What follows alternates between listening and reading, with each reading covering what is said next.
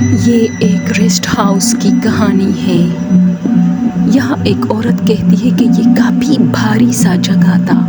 یہاں ہم صرف 4 فیملی آئے تھے، باقی سارے کمرے خالی تھے، لیکن ہمیں کپڑے دھونے کے لیے نیچے لفٹ میں جانا پڑتا تھا، جہاں بہت سارا پانی جمع ہوتا تھا، وہاں ہم کپڑے دھوتے تھے۔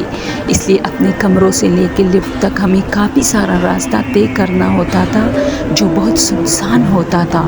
سارے کمرے خالی ہوتے تھے۔ یہ جگہ بہت عجیب سی ہوتی تھی۔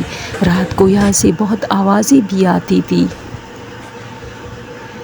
جیسے کوئی کرسیاں گھسیٹ رہے ہو یا فرنیچر۔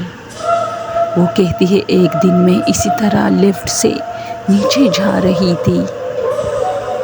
میں کچھ کپڑے ہاتھ میں لیے لفٹ کے اندر داخل ہوئی، اور جیسے ہی میں نیچے پہنچ گئی، میں نے لفٹ کھولا اور باہر آئی۔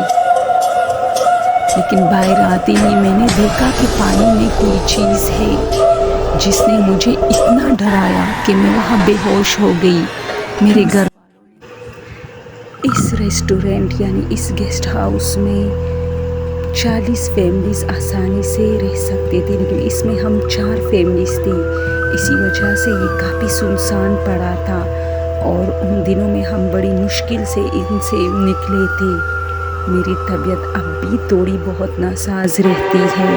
اکثر خواب میں، نیندوں میں مجھے یہ چیزیں بہت زیادہ ڈسٹرب کرتی ہے اور مجھے یاد آتی ہے۔